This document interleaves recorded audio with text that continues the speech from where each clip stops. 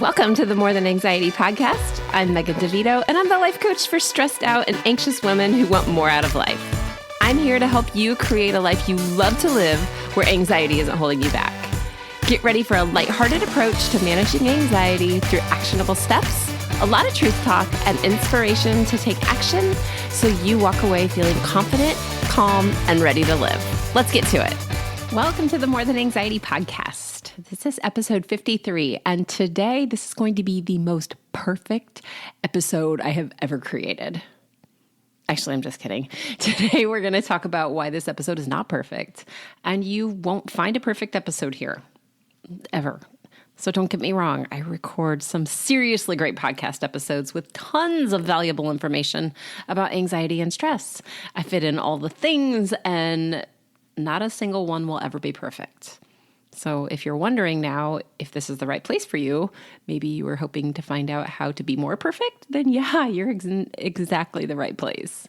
My name is Megan, and I'm a life coach. I help anxious women who are out there killing it, feeling like they're barely keeping their heads above water because they are constantly anxious and stressed out, trying to be perfect. Today, we're crossing over to where perfection and anxiety collide. This is just one of the common themes that I find when I'm helping women start to untie those knots that anxiety has caused. So the fear of not doing things perfectly, of trying to have the perfect house, the perfect body, the perfect presentation, the perfect whatever comes up frequently. And it's all wrapped up in what you think about yourself and probably what you're afraid someone else will think of you. Let's just go ahead and get started talking about this. And let's start with what the heck is perfectionism anyway.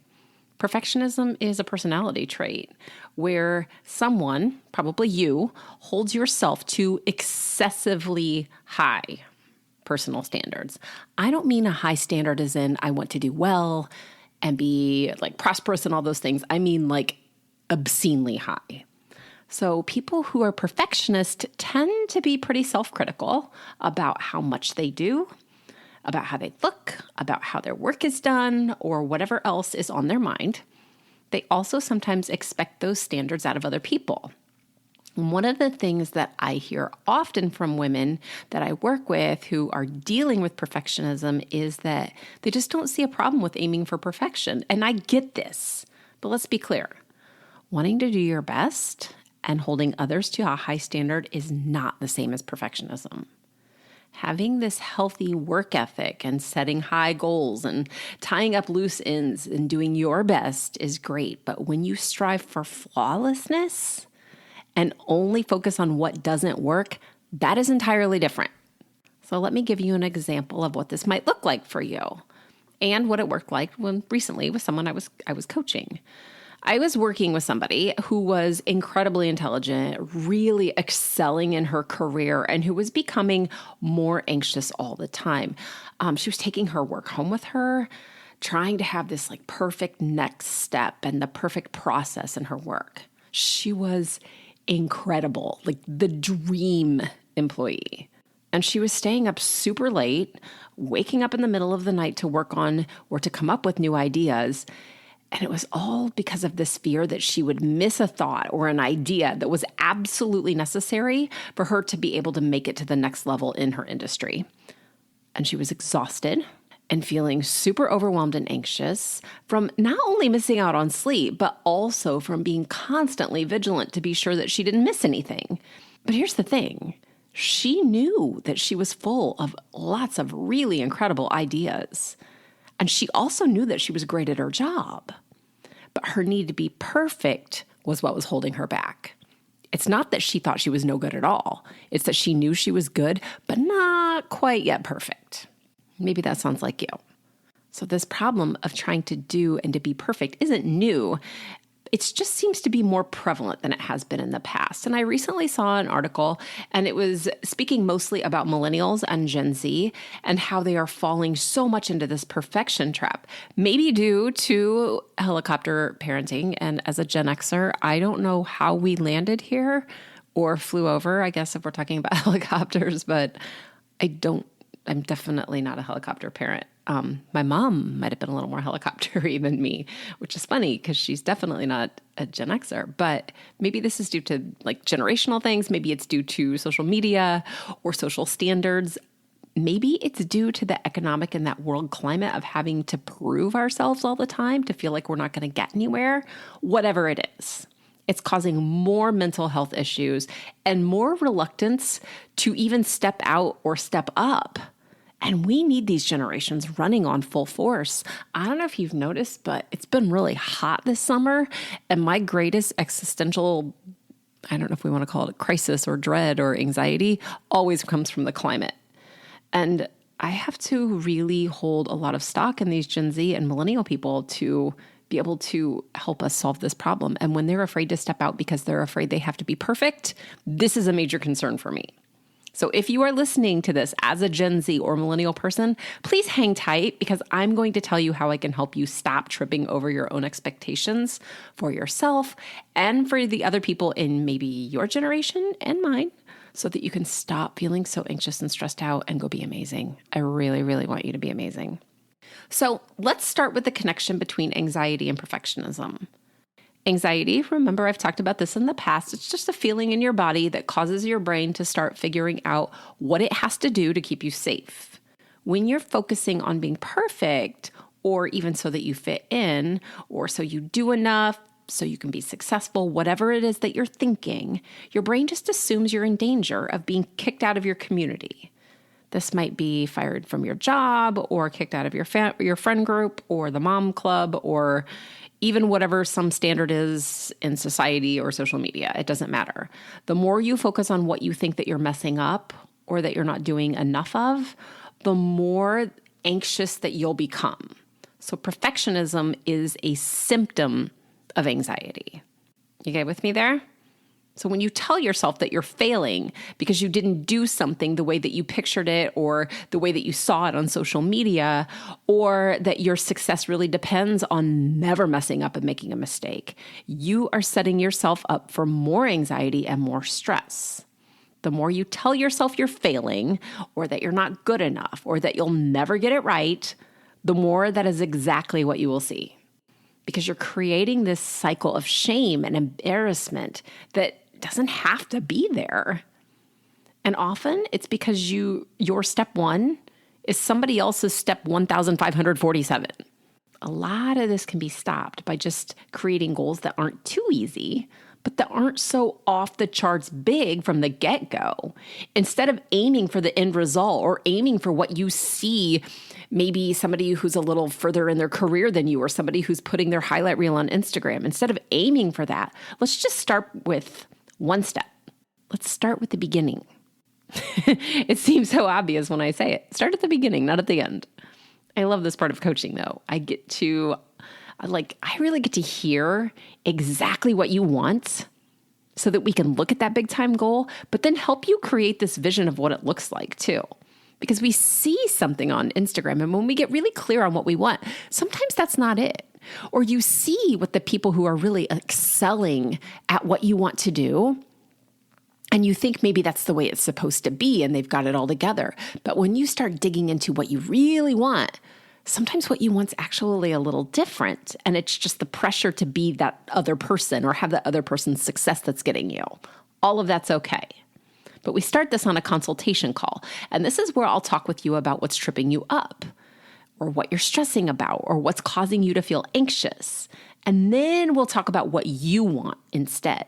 And we'll find the places where perfectionism is sneaking into your job or your relationships, your home life, your health, and we'll wrap them all up into this picture of the future that's exciting for you to think about going after it instead of having it be scary and out of reach in some place where you're just floundering from the get-go.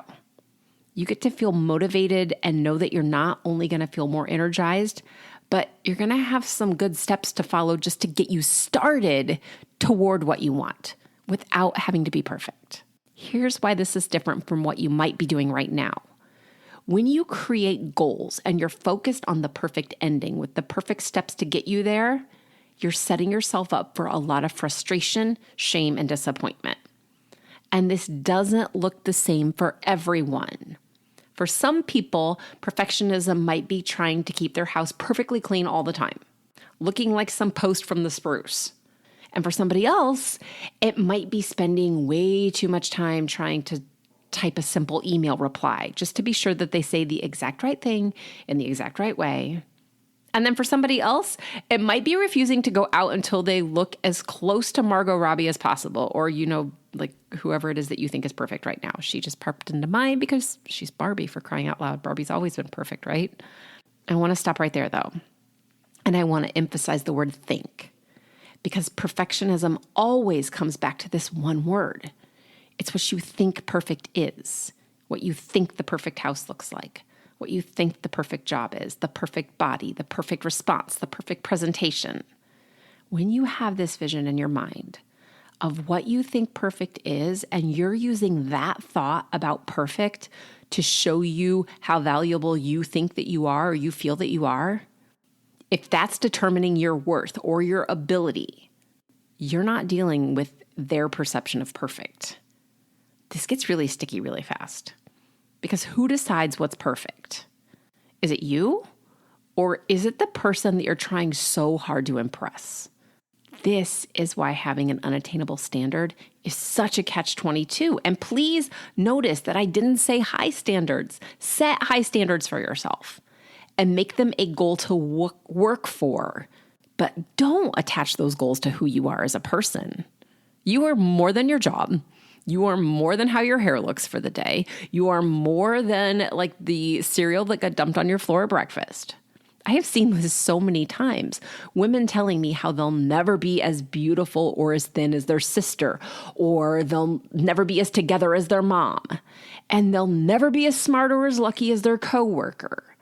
When you start going down that path of trying to be someone else and to do it the way that you think it should be done, you're going to stress. And the more you stress, the more you're going to become anxious. And you're not giving your best to the world. You're trying to be somebody else's best. What if your best is messy and creative and totally unique and exactly what we need and what you need to do? Does that sound a little too outlandish? Because if it does, I'm going to ask you to play a little game with me and consider what it would look like to have no expectations for a minute. Don't freak out. No, I don't mean no goals and no focus. Goals and focus are great. I mean no expectations about what you think you should do or look like or who you should be. Imagine what you'd feel like if you didn't have to do the way or do it the way someone else was doing it. If you did your best and let it be exactly right now, to get you to the next step. Can you even imagine that? Or how that would be if you didn't worry about what other people were doing or how you would measure up? I'll tell you right now, your stress is going to go down and your ability to actually do what you want and have what you want will go up. I have seen this over and over in my own life and with my clients, and I know this is possible for you too. The longer you stay focused on trying to be perfect and to do all the perfect steps in the right order, the more you're going to feel overwhelmed. And then the more anxious and the more stressed you're going to feel. The more you tell yourself you're not doing it right, that you're not enough, or that you'll never get where you think you should be, the worse you're going to feel about yourself. So let's just knock this out right now by taking a breath and giving yourself plenty of grace.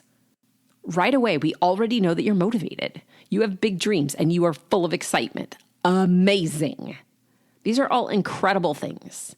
And now it's time to have some compassion for yourself and to get to the bottom of what you think will happen if things aren't perfect. What if you fail? What does that even mean to you? What does perfect look like? These are all the things that I'm going to help you explore through coaching. And you can learn more about how I can help you on a consultation call that I mentioned earlier. Before I go, I want to offer something that I know about you right now that is 100% true, even if we've never met or never talked. Because I believe this absolutely to my core, and I believe it's the one thought that can open up an entirely new perspective on why you have to let go of perfect and go all in on just being yourself. Even if right now you think you're a hot mess. Because I know and I believe that you have a specific purpose or a unique way of being that is exactly what this world needs. You might not be the next Steve Jobs or the next Taylor Swift, but you are the perfect person to do what you're supposed to do the way that you are supposed to do it. This world needs everyone, each person being who they are and who they were created to be. We don't need clones and duplicates. We need you embracing your own way of thinking and doing to make the world go around. And you do that by loving who you are right where you are and sharing your authentic self, even when it scares you, even when you feel anxious. My reason for being here is to help you to learn to feel anxious on purpose without it taking over your life so you can be this incredible human that you are. I'm going to help you find her. And we're going to do that by using mindfulness and honesty and introspection and a whole lot of grace and self-compassion. You can schedule that call with me by going to the show notes or by going to my website. It's just megandevito.com/work with me. Then you just choose a time that works for you. You're going to give me a call and we're going to talk about what you want to do and what's stopping you from doing it right now. We'll also find other areas where perfectionism might be sneaking into your life and come up with a way for you to let go and to finally have some more fun and to go after your goals without getting stressed, anxious, overwhelmed, defeated, and everything else. Okay, guys, that's all I have for you this week. And if I don't talk to you before, I will be back again next week. Take care. I hope you enjoyed this episode of the More Than Anxiety podcast. Be sure to subscribe and leave a review so others can easily find this resource as well. And of course, if you're ready to feel more relaxed, have more energy, more confidence, and a lot more fun, go to megandevito.com/work with me or just to the show notes to talk to me more about coaching. See you soon.